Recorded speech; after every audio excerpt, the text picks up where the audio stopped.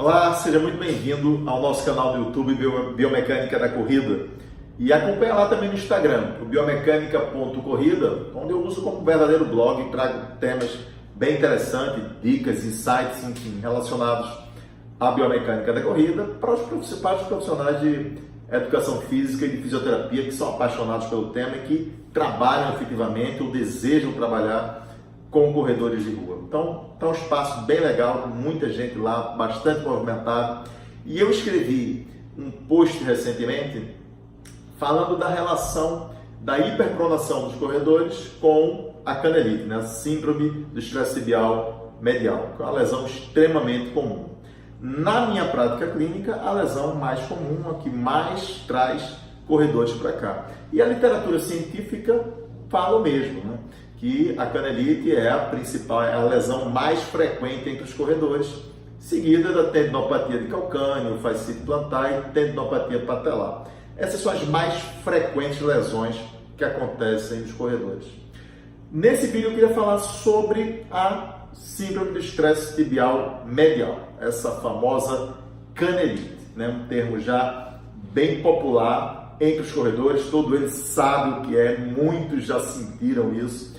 Muitos desses sintomas se tornaram crônicos em outros, teve um episódio ou outro e aquilo passou por alguma medida que foi tomada, enfim. Queria comentar um pouco sobre isso aqui nesse vídeo com você.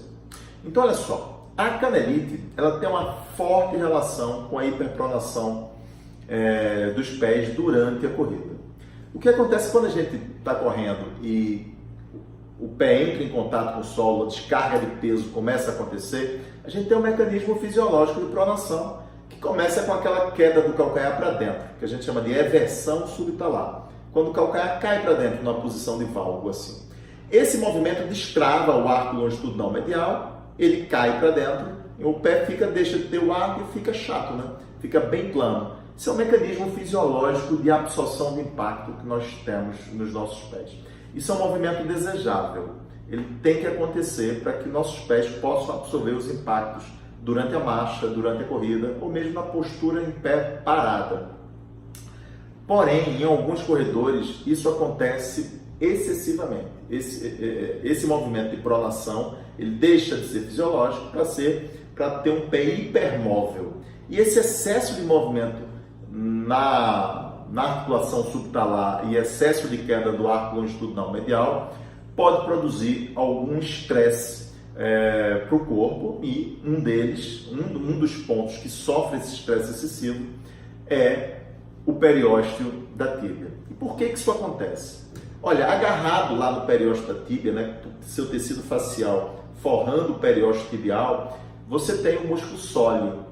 E toda vez que o calcanhar cai muito para dentro, você tem um estiramento excessivo do sólio e esse estiramento excessivo irrita o periósteo tibial, formando um estresse nessa região, agredindo o periósteo da tíbia e formando uma reação miofascial também no músculo sóleo.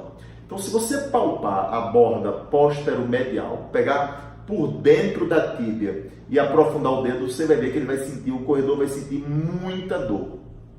Porque existe uma reação miofascial ali muito intensa.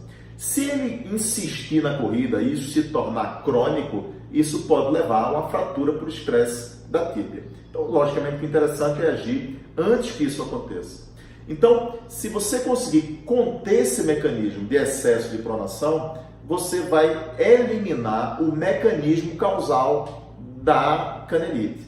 Então, o grande foco nesses casos é identificar essa hiperpronação e tomar as medidas de controle. Então, quais são essas medidas de controle? Então, vamos ver aqui por partes o que é que se pode fazer com esses corredores.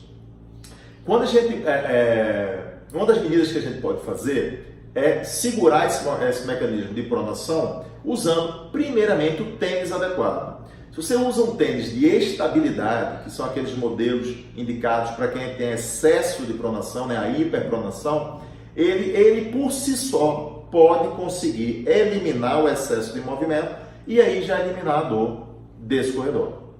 Quando isso não acontece, quando o uso do tênis, apenas o uso do tênis mais rígido, com a estrutura mais dura, para evitar a deformação excessiva da entressola, isso não é suficiente, é preciso colocar uma contenção interna. E essa contenção interna pode ser feita com uma palmilha esportiva moldada no pé. Então o que eu uso aqui, ó, a gente tem aqui uma palmilha, a parte de cima, uma parte macia para conforto, e aqui a resina dela que vai servir para a gente moldar essa palmilha no pé. Então, quando a gente aquece esse material e coloca ele embaixo, em cima de um moldador, e o pé do corredor aqui em cima, ele pega as curvas do pé, pega todo o molde do pé e aí a gente encaixa no tênis do corredor. Quando a gente faz isso, a gente forma uma curvazinha ali e a própria palmilha vai servir de um elemento para conter a queda do arco longitudinal medial. Mas a principal questão não é essa. A principal questão que a gente coloca aqui, ó, é um cone. Aqui, ó, tá vendo? Isso aqui tem 6 milímetros de altura e desce para nada aqui. Então, uma ladeirazinha aqui que a gente coloca na parte medial aqui, ó, da palmilha. Então, na parte interna da palmilha aqui, embaixo, a gente coloca esse cone, porque aqui você vai ter uma palmilha assim, com essa região interna, a região medial, mais alta. Então, toda vez que ele jogar a carga e esse calcanhar tender a cair em pronação, esse cone vai segurar esse excesso de movimento do calcanhar. E com isso a gente contém o mecanismo de pronação. O resultado disso é realmente muito interessante. Porque quando a gente contém o excesso de movimento, com o tênis certo e com a palmilha com um cone no calcanhar, um cone antivalgo, então a gente consegue eliminar o excesso de movimento e aí os sintomas começam a desaparecer. Porque a gente tira a razão biomecânica desse sintoma existir, do problema ter iniciado. Tem um artigo que eu coloquei lá, vê lá a referência lá no post do Instagram, vou colocar aqui no vídeo também a referência dele. Esse artigo mostra, ele fez o seguinte estudo, ele pegou 50 corredores novatos com canelite e 50 novatos sem canelite, certo? Sem nenhum sintoma. E o que foi observado pelo pesquisador é que esses 50 corredores com canelite tinham um mecanismo de descarga de peso medial, uma pronação mais excessiva, visto em baropodometria. E ele começou a usar, né, uma hemicúpula como essa para conter, para segurar, apoiar o arco longitudinal medial assim, aqui embaixo. Então a palmilha ficava assim. Então esse suporte aqui, com os corredores correndo com esse suporte, os pesquisadores observaram que a linha de trajeto dos pontos de maior pressão, de descarga de peso, saía dessa região medial e ia mais para uma região central. E aí você tinha uma pisada já trazendo para uma pisada neutra e não para uma pisada excessivamente pronada. Eu normalmente não uso essa contenção do arco porque é um elemento excessivo, eu estimulo só o calcâneo e deixo só o molde da palmilha acomodando o arco longitudinal medial e dá um resultado extremamente interessante. Quanto menos estrutura você colocar nessa palmilha, melhor, tá?